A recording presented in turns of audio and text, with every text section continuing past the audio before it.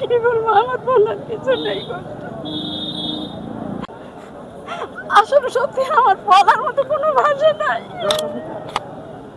আমার ভিতরে অনেক কষ্ট।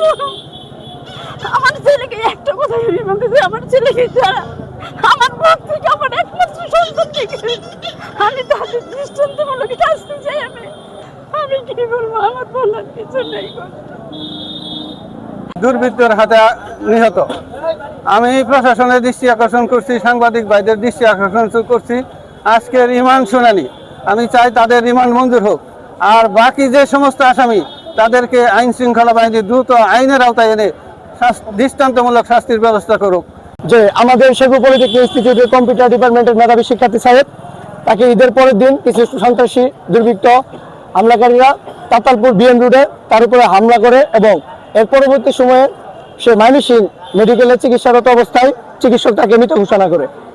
তার মৃত ঘোষণার পরেই যাকে যেদিন রাতে মৃত ঘোষণা করে তারপরের দিনই আমরা বিভিন্ন পর্যায়ে ছাত্রনেতা এবং সাধারণ শিক্ষার্থীদের নিয়ে আমাদের শেরপুর পলিটেকনিক ইনস্টিটিউট প্রাঙ্গণে বিক্ষোভ মিছিল করি এবং পরবর্তী সময়ে আমরা যেদিন তার জানাজা হয় সেই রাতে প্রশাসনের লোকদেরকে 24 ঘন্টার আলটিমেটাম দিয়েছিলাম। কিন্তু যেহেতু সার্বিক বিবেচনায় এবং মামলার 4 থেকে 5 দিন হাতে পায় আসামিগণ সকলে পলাতক ছিল এবং প্রশাসন 24 ঘন্টার মধ্যে তাকে গ্রেপ্তার করতে ব্যর্থ হয়।